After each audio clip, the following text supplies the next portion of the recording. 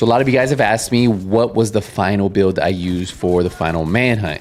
As you guys noticed, there is a lot of elite enemies. And if you have a protection from elites build that can survive, put out damage, you'll get through it pretty easy. Now I was doing this with 4 directives. The only one I didn't have was ammo hoarders because I am using the Kingbreaker and I didn't want to risk running out of ammo. And then obviously I had 4 directives on heroic, and it was simple. As you guys have seen through this gameplay, a lot of elite enemies. So if you ever do get red or purple enemies, red or purple warhounds, or anything that's red or purple, try to focus them first because these elite enemies aren't going to really do too much damage. And if you pair it up with the build how I have it with the defender drone, you will be able to survive any kind of damage that they put out to you. The red purple enemies, on the other hand, can eat through it. So just make sure you set yourself up for success. Now I'll give you a full build breakdown. I actually released this video on my main channel, but here you guys go for everybody who was asking. So for the build, we're starting off with the mask, and we have the Coyote mask. What this is going to do is going to allow us to get 15% weapon damage, 6% crit chance, 12% crit damage, because you know that's what the Coyote mask runs. And then I put 12% protection from elites. Now a lot of you guys might say, well, you're gonna start to lose a lot of damage skills. Well, with this build, you're sitting at like 1.5 million armor, and with the way the build works is you're gonna have bonus armor on there and you're gonna be able to survive. So having that protection from elites is gonna help you against that harder difficulty where some of you guys still struggle with. So hopefully this build will help you guys who are still struggling. Now, if you notice, we have 0 to 15 meters, 25% crit hit damage. 15 to 25 meters, we get 10% crit hit damage and 10% hit crit hit chance. And then anything over 25 meters for me is kind of a waste, but I'll explain that in a second. But yeah, this actually works for you and your teammates. So if you're fighting up close, your teammates are gonna get 25% critical hit damage. If you guys are fighting between 15 to 25 meters, then your teammates are gonna get that. So really up to how your playstyle is with this build. Well, you might have guessed it, we are running the Heartbreaker. We're running a 4-piece, and none of my pieces have expertise on this except my weapon, and I'll show you that in a second. We have 15% assault rifle and 15% LMG damage from the 2-piece. Then we go over to the 3-piece. That's gonna give us that 15% weapon handling, allow us to get that accuracy, stability, reload speed up. And then the 4-piece, headshots apply pulse for 5 seconds. Now, weapon hits on pulse enemies add a stack of 1% bonus armor and 1% weapon damage to pulse enemies up to a max stack of 50 stacks. So that means with just the basic 4-piece, we're getting 50% bonus armor and 50% weapon damage to pulse enemies, which all of our enemies are going to be pulse because we are running the specialization that gives us the link laser pointer. So 2 stacks are lost each second. Now, if you notice, we have armor on here, we have critical hit damage, and then we have 13% protection from elites. So yes, we are going to be stacking some protection from elites on this build, and you'll see in a second, and you might have seen in the gameplay how we were surviving, right? Because of the protection from elites against those gold and named enemies.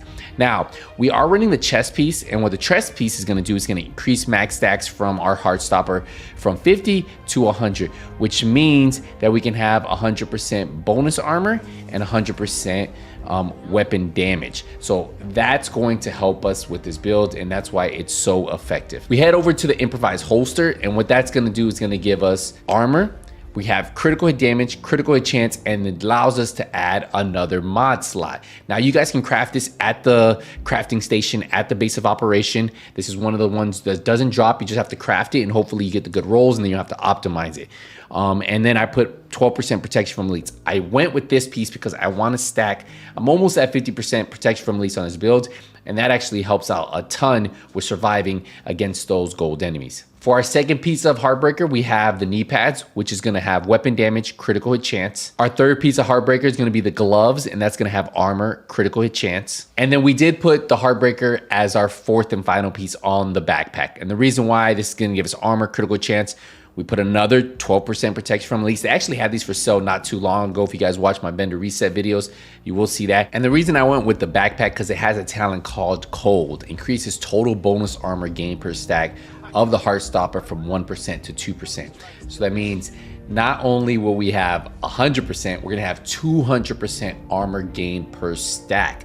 So that we could be sitting at 4.5 million armor at a full stack, which is pretty impressive if you think about it. So that's something for you guys to keep in mind when you guys are running this build, that you don't have to have a ton of armor, just enough. 1.5 million is perfect for this, especially if you're going to be sitting at max stack. You have that protection from elites.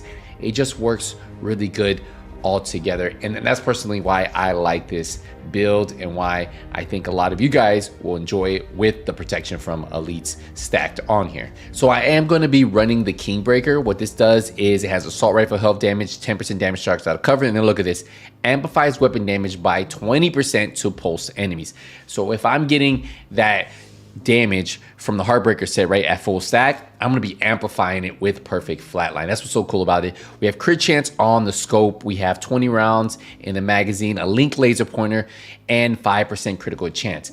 Now to build that stack a lot faster, you can get an ACS or the named ACS to rock and roll, and what that's going to do is going to allow you to stack those stack Heartbreaker very fast, because we put a link laser pointer on the ACS or a rock and roll, and that's going to allow us to get those stacks up very fast. And then once we have the stacks, we can just use the Kingbreaker for the rest of the time, as you guys saw on that control point, literally just shredding through everything. The rock and roll is pretty cool because it has perfectly extra, so we get plus 50% magazine capacity. If you don't have that, you can run any talent on the ACS 12 shotgun, damage to armor, and damage to targets out of cover. Now remember, my Kingbreaker is at 23 expertise, but it will work with 15, 10. This will work with any expertise, and that's what's so cool about the build. For the skills, I am running the decoy. I think it's amazing. Since I am running 4 directives because I don't want to run ammo hoarders, I tend to use this one after I use my defender drone. So I pop the defender drone first. You know, with the directives, once you use one skill, the other skill goes on cooldown. Then once that skill comes back, then I throw out the decoy. So the defender drone is going to give us 30% damage reduction on this, so that also helps. Imagine 30% damage reduction. I have, if we go over to our stats, we go take a quick look, we have 49% protection from elites. You see how it all adds up? That's how we have so much survivability on this build. If we look at the stats overall and we just take a look at the weapon, we're sitting at 50% crit chance, 81% crit damage, 75% headshot damage, and 21% health damage, plus we have 10% damage targets out of cover. The base damage on this is 122,000. Now remember, that goes up once you get the Heartbreaker stacked up, once you get flatline going.